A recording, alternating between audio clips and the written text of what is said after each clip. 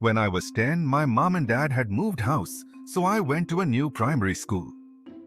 Up until then, I'd always liked school. Nothing I did was right, and the name-calling, punching and kicking began. They didn't like my glasses. They didn't like what I looked like. They didn't like me being the new kid. I would wake up every day with a feeling of dread and felt physically sick at the thought of going to school. I used to try and think of every possible excuse to get out of it. I couldn't take the bullying anymore. It was about 2 a.m. and I went to the kitchen, got a knife out of the drawer, and went back to my room. I wanted to kill myself as I'd had enough. I just didn't want to be a burden anymore. The bullying didn't stop after school. They were all local kids that lived near me. I couldn't go to the shops, the park, or even the town center.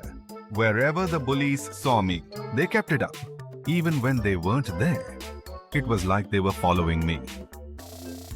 Secondary school was even worse. Those kids who didn't know me were clued up by those who did. It got really nasty, and I had doors slammed in my face and my head bashed against a brick wall. I felt sick, scared, and exhausted. I'd seen posters or child line around the school and decided to call them. The first couple of times I called, I couldn't speak and I hung up. I just couldn't say the words I needed to say. So I wrote a letter and I let it all out.